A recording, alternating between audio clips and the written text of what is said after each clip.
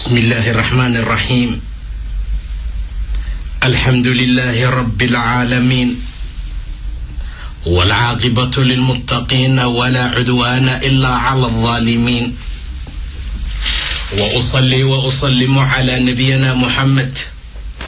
وعلى آله وأصحابه ومن اهتدى بهديه إلى يوم الدين. أما بعد، فقد قال الله تعالى في محكم تنزيله وهو أصدق القائلين: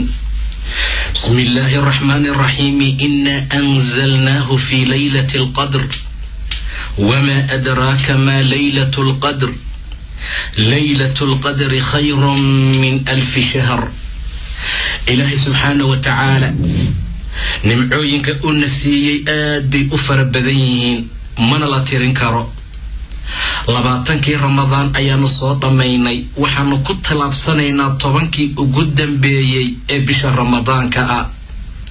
waa 10kii dadaalka in la laba jibaara loogu talagalay, waa 10kii ugu khayrka badnaa, waa 10kii rasuulku uu aad ugu dadaali jiray sallallahu alayhi wasallam.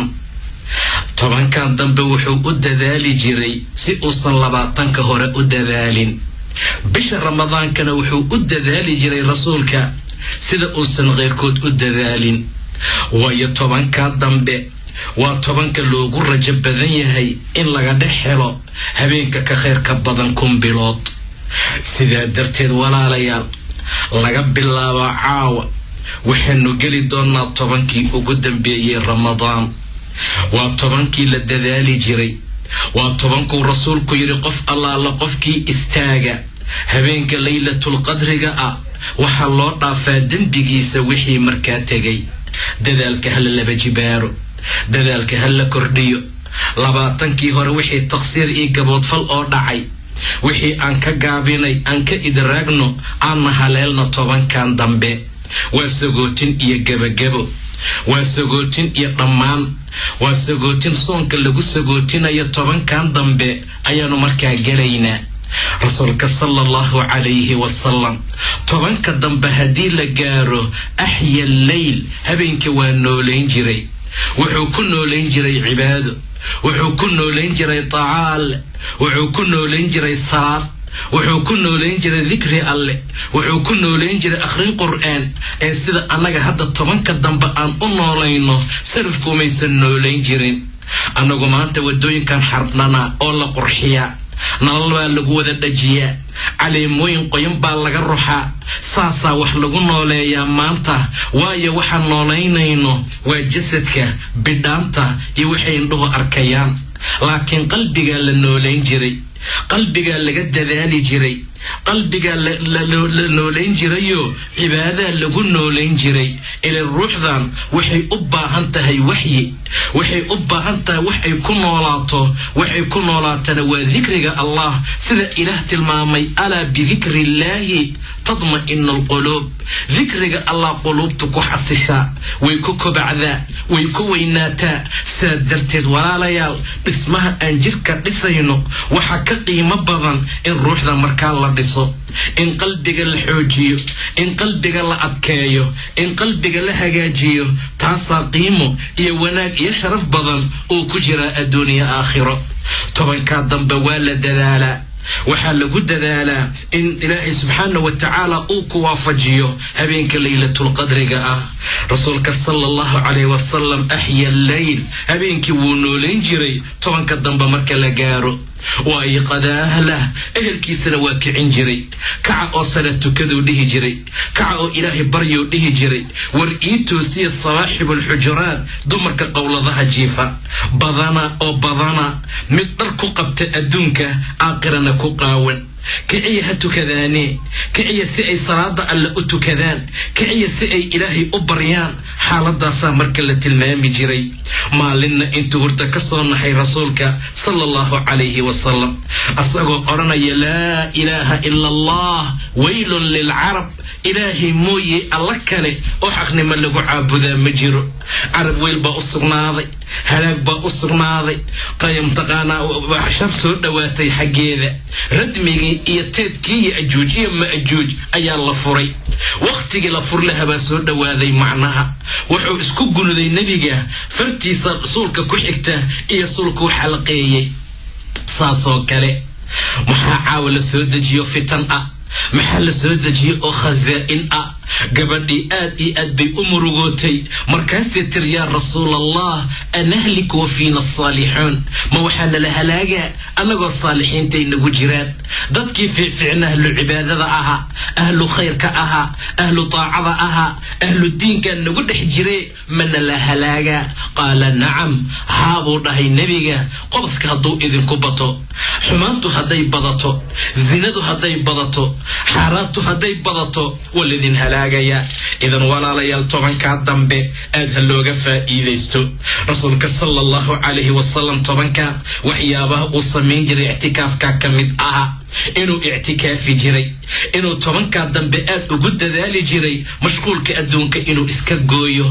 inuu mar walba naftiisa ku xabiso beydka Allah subxaanahu wa tacaala war qofka ictikaafaya waa qof nafsadiisa adduunka ka xiray waa qof nafsadiisa alla u soo tawajuhiyay beydka alluu booqasho ku yimid tobankaa maalmood buu dhex fadhinaya salaaduu safkora ku tukanaya jamaacaadkuu xaadiraya jimcaduu xaadiraya wax allaala wixii khayr ahaa oo laga hela beydadka alla oo dhan qofka noocaasa gacantuu ku dhigaa ilaa ilaahay uu yidhi subxaana wa tacaala innamaa yacmur masaajid allah man aamana billahi walyawmi alaakhiri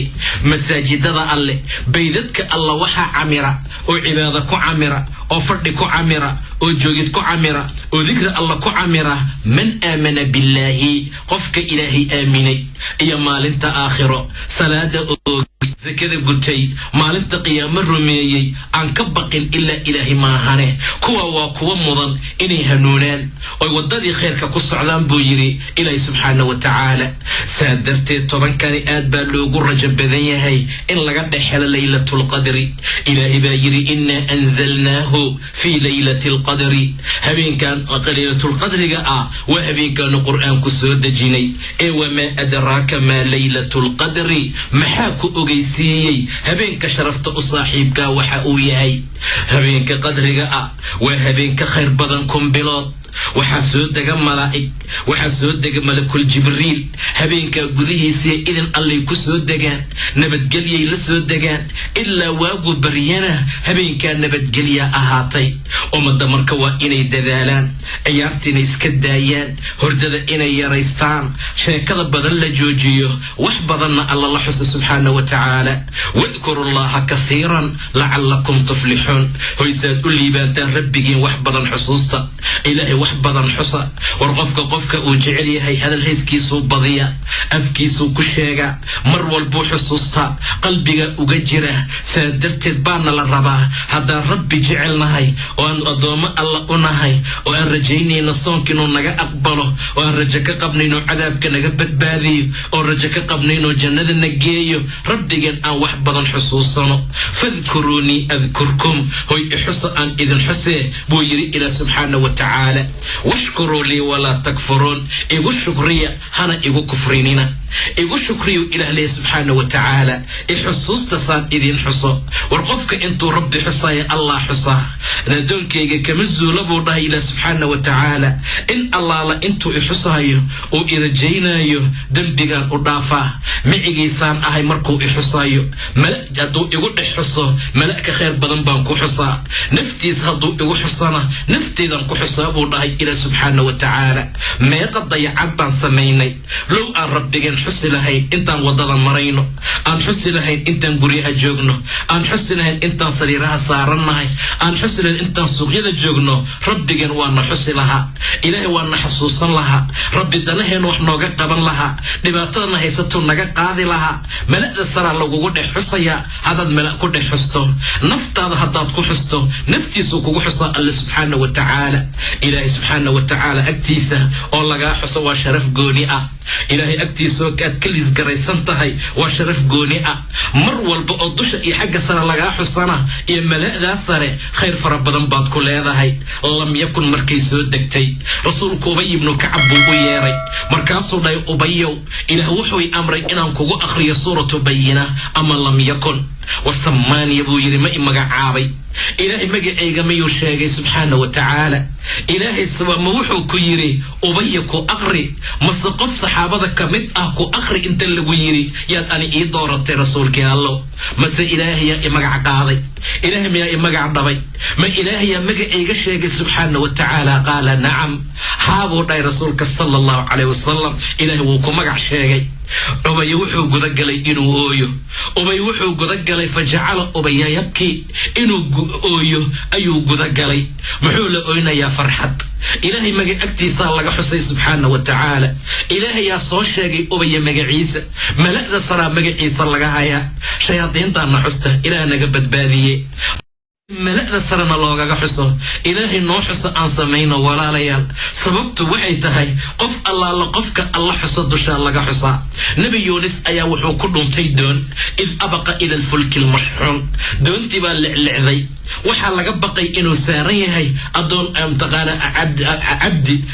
سيد كيسي كسور دونتي قرية تربة لسميهي نبي جيبي كود عضي واللغو علي أساقي كود عضي واللغو علي وحقو أن لغو جاري إن لغا تورة دونتا إلهي بينا سبحانه وتعالى إذ أبقى إلى الفلك المشحون فساهم فكان من المدحضين فساهم ولا قرية توريو مدحضين تو كمد نقضي إسلامركي نبيري باللقي waxaa dhunjeel kalluun aad iyo aad markaa u weyn wuxuu ka dhex xusay ilaahay waa caloosha malayga dhexdeeda sida ilaahay tilmaamay waa